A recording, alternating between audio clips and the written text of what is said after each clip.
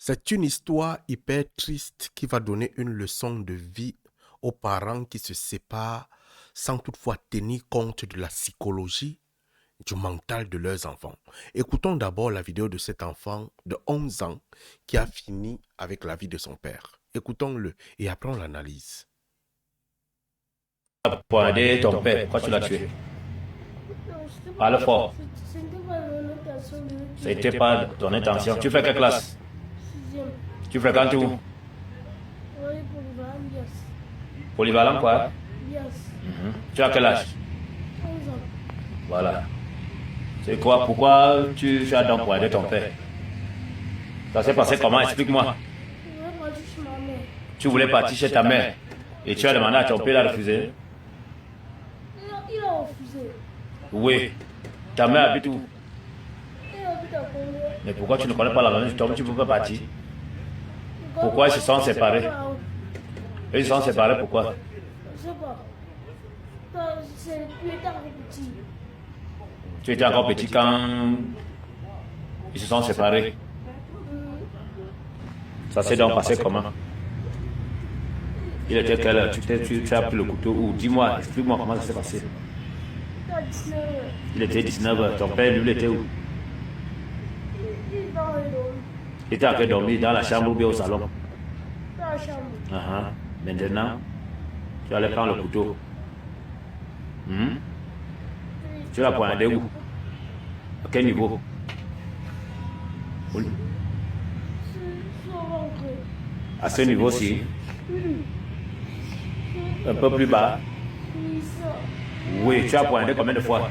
Une seule fois. Une seule fois. Hein? Je voulais qu'il parle à l'hôpital. Je voulais qu'il parle à l'hôpital pour que par derrière, il proche ma mère. Tu voulais qu'il parle à l'hôpital pour que par derrière tu passes chez ta mère. Maintenant, qu'est-ce qui s'est passé? Vous vivez seulement à deux dans la maison? Et donc, Vous habitez où? C'est quel quartier? force de Dieu. Force de Dieu. Ton père travaille quoi? Moto. La moto, c'est un Melstina, un mototaximan. Bon, maintenant, quand tu as poignardé, il s'est réveillé ou bien ça s'est passé comment? Dis-moi. Ils sont réveillés. Oui, après? Il était rentré dans la porte, il a dit que je suis venu. Oui. Après, il est sorti, il s'est placé à côté de la porte, il a payé par les mains. Il a payé par les venu, on l'a amené à l'hôpital. Oui. Les gens au quartier étaient en train de me taper. Oui. Ils m'ont tapé, arrivé dès que. Arrivé, ma mère est venue, elle a commencé à pleurer quand mon père s'est abrandé. Il m'a tapé ce qui était ça. Elle est venue, elle a commencé à pleurer. Après, la chute, après, ça encore. Réveillé. Maintenant, le sort de ton père, comment? Je ne sais pas. Tu ne sais pas. Tu ne sais pas qu'il est mort. Il est mort. Est-ce que tu regrettes ton geste? Est-ce que tu regrettes ton geste? Tu dis que qu'est-ce que... Je vous avais dit, les séparations entre parents, ça affecte plus les enfants. Lorsqu'on veut se séparer, il est parfois très important qu'on pense à la psychologie de ceci. Il y a un truc, j'avais dit ça ici, que vous les hommes, lorsque vous n'avez pas encore fait une fille, comprenez que vous n'avez pas encore d'enfant. Ce n'est pas de la sorcellerie, ce n'est pas une mauvaise chose, c'est ce qu'on appelle en philosophie le complexe d'Édipe. Un enfant garçon va forcément aimer sa maman. Un enfant garçon va forcément aimer sa maman. Un enfant fille va aimer son père. Mais étant donné que le père n'est pas là habituellement, l'enfant fille aura encore des tendances à aimer la maman parce que c'est la maman qui est là tout le temps. Alors dans cette histoire, le père s'est séparé avec la maman quand l'enfant était encore petit, il le dit dans la vidéo. Et lui maintenant, on ne connaît pas les raisons, mais elle a eu envie d'aller voir sa maman. Pour aller voir sa maman, l'enfant se retrouve dans le besoin d'argent parce qu'il ne connaît pas le chemin. Pourquoi il ne connaît pas le chemin? Certainement, son père ne lui permet pas tout le temps d'aller voir sa maman. Certainement, l'enfant est discuté. Certainement, le père a bloqué que l'enfant ne doit pas aller voir sa maman. Mais peut-être l'enfant ne se sent pas à l'aise à côté de son père. Il a envie au moins de temps en temps d'aller voir sa maman. Son père l'a bloqué.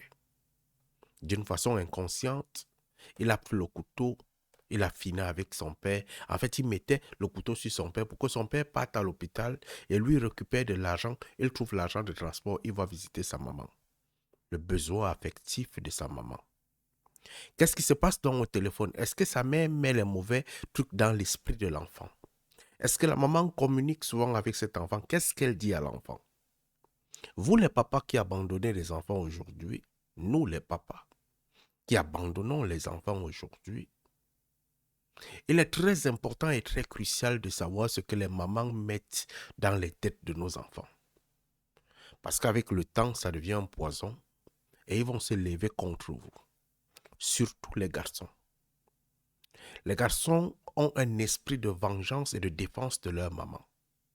Si tu ne sais pas canaliser cet esprit et cette énergie, tu vas le regretter. Cet enfant a donc eu besoin d'aller voir sa maman. Peut-être à l'approche des vacances, tu vas te retrouver qu'il a dit à son père que peut-être je veux un cadeau. Et le papa ne voulait pas lui donner un cadeau. Mais quand le papa refuse le cadeau, la maman vient donner le cadeau en cachette. Et lui, il se sent qu'il est trop aimé par sa mère. Ce qui m'a intéressé à la fin, c'est ceci. Je sais pas. Tu ne sais pas. Tu ne sais pas qu'il est mort. Je sais pas. Tu ne sais pas. Il est mort. Est-ce que tu On regrettes? lui demande, Est-ce que tu regrettes? Réveiller maintenant, donc sors de ton père comment? Je sais pas. Tu ne sais pas. regardez un Là, je t'apprends comportement. ça quoi. Réveiller maintenant, donc sors de ton père comment? Je sais pas. Tu ne sais pas. Tu ne sais pas qu'il est mort. Réveiller maintenant, donc Sa maman a chuté, après elle s'est encore réveillée. L'enfant pleure.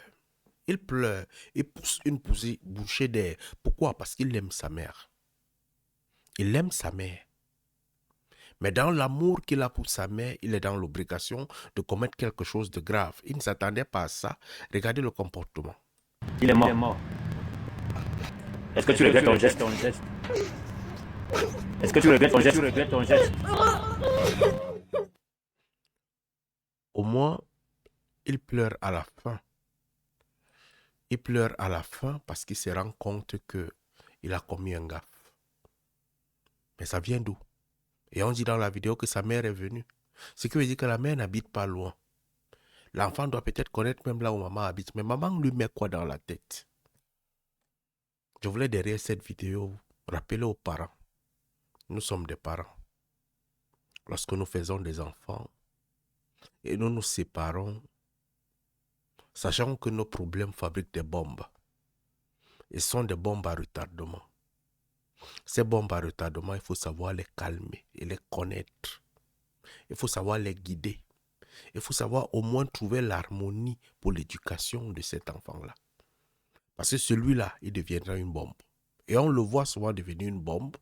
Mais il y a un côté où le père ou la mère qui défend et qui protège.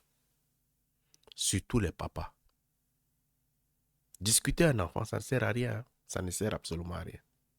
À rien de chez rien. Au contraire, ça détruit l'enfant. Mais trouver des canevas pour son éducation, c'est ça qui va le sauver. C'est ça qui va lui permettre d'être un homme. Il est devenu orphelin. Parce que maman, peut-être, le conseille mal derrière. Et voilà les résultats. Soyons des parents un peu plus responsables. Allume ton cerveau, mon frère.